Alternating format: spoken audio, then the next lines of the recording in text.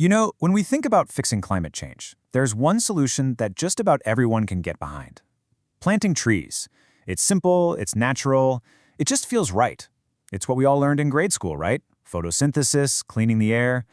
But what if our absolute love for this one beautiful solution is actually part of the problem?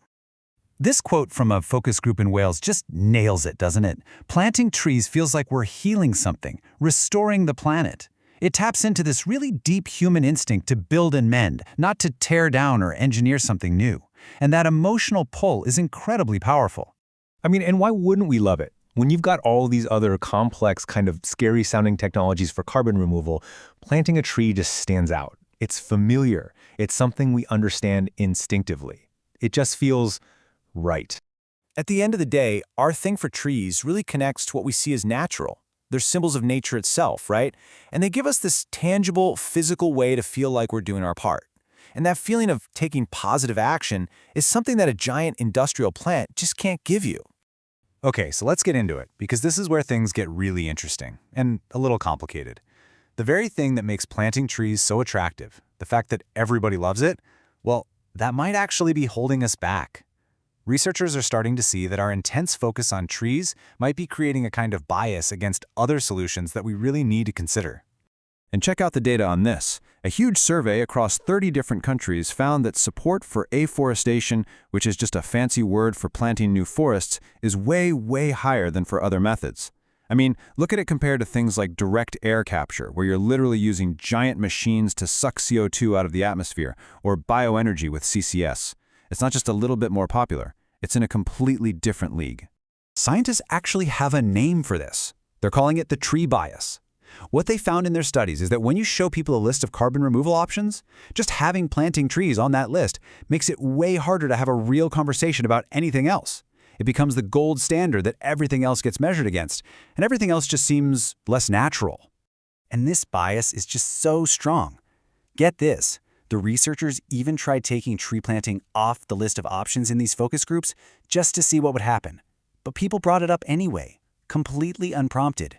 They would just instinctively compare the other options to trees, calling them huge industrial processes. You just can't get trees out of the picture. So here's the crucial point. Even if we go all in on planting trees, we have to be super realistic about what that actually involves. We're not talking about a couple of saplings in the local park. We're talking about a massive, planetary-scale project with some really, really big challenges. So let's just start with the sheer scale of it. One major study estimated that to get the full benefit of reforestation, we need to plant trees over an extra 900 million hectares of land. To put that in perspective, that's an area about the size of the entire United States. Just let that sink in for a second. The amount of land we're talking about is staggering. Now, the reward for that would be huge, no question. A forest that big could pull in about 205 gigatons of carbon. That's enough to cancel out roughly 20 years of our current emissions.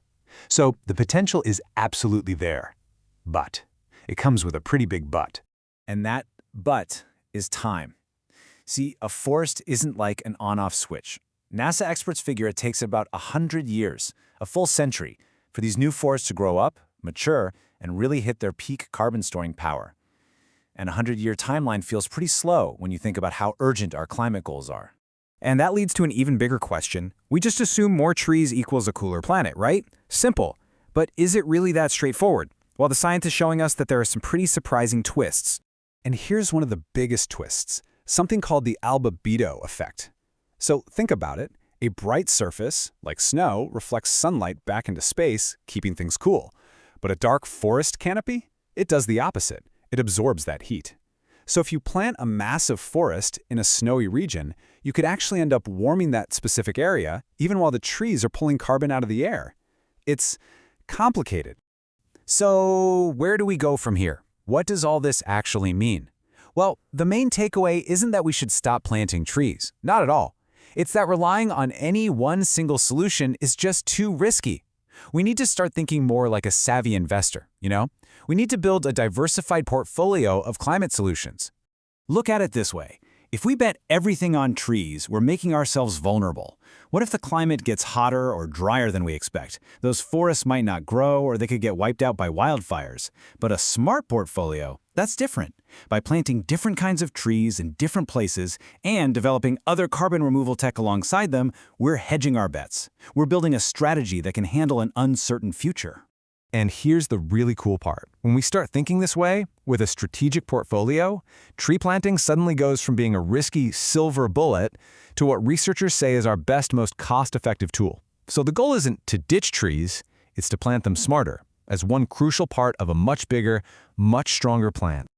So what's the bottom line here? It really means we need to shift how we think and how we talk about solving the climate crisis.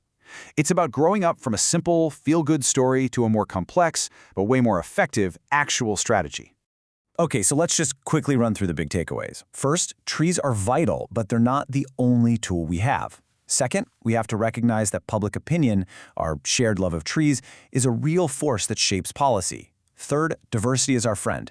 A varied portfolio of solutions is how we build resilience. And finally, by being realistic about the scale, time, and risks, we can actually make trees our best and smartest bet for carbon removal. You know, maybe the biggest challenge we're facing isn't about logistics or landmass. Maybe it's a challenge for our imagination. It's about moving past this comfortable, romantic idea of nature to embrace a smarter, more scientific approach to healing the planet. The real work isn't just about planting trees. It's about planting new ways of thinking. The only question is, are we ready to let those new ideas grow?